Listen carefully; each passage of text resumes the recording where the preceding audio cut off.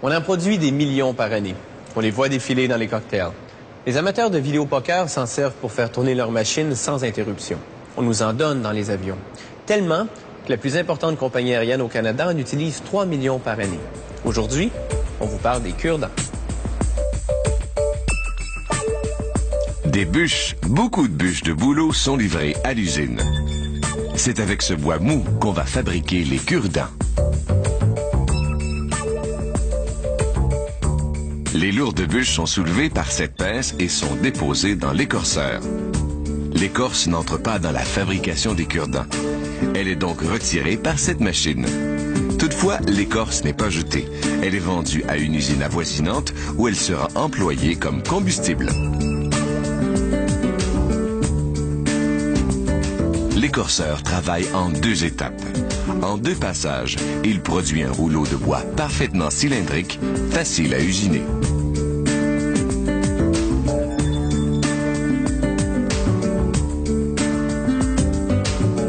Le rouleau de bois est transporté à l'étape suivante.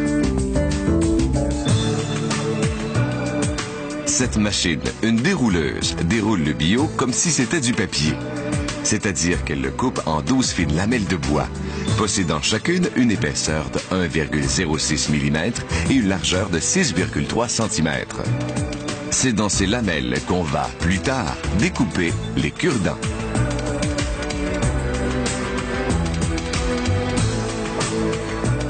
Ensuite, les 12 lamelles sont placées côte à côte sur l'enrouleuse qui forme des rouleaux qu'on appelle des billes. Ces minuscules copeaux proviennent de l'affilage du bout des cure-dents. Des couteaux placés de part et d'autre de la machine amincissent les extrémités des lamelles. L'enrouleuse roule les lamelles découpées, formant des billes.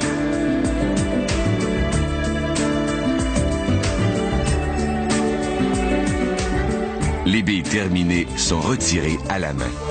Chacune possède un diamètre de 25 cm et pèse 1,8 kg. Les billes sont amenées au poinçonneur. Le poinçonneur à cure-dent plat découpe la lamelle des billes en de petits morceaux de même dimension. Les morceaux coupés ressortent à cette extrémité de la machine.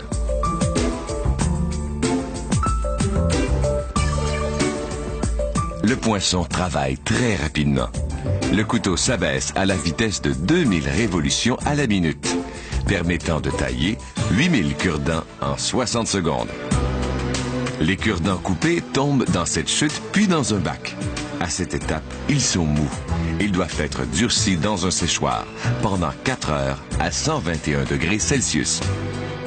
Ensuite, on transfère les cure-dents dans le polisseur.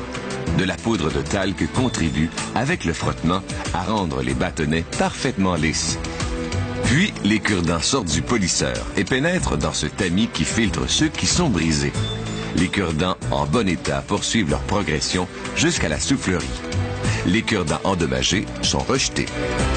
Les cure-dents parfaits sont placés sur 2 convoyeurs par un système de soufflerie. Les tambours, situés aux extrémités des convoyeurs, assurent la distribution quantifiée des cure-dents qui sont ensuite acheminés vers les emballeuses automatisées.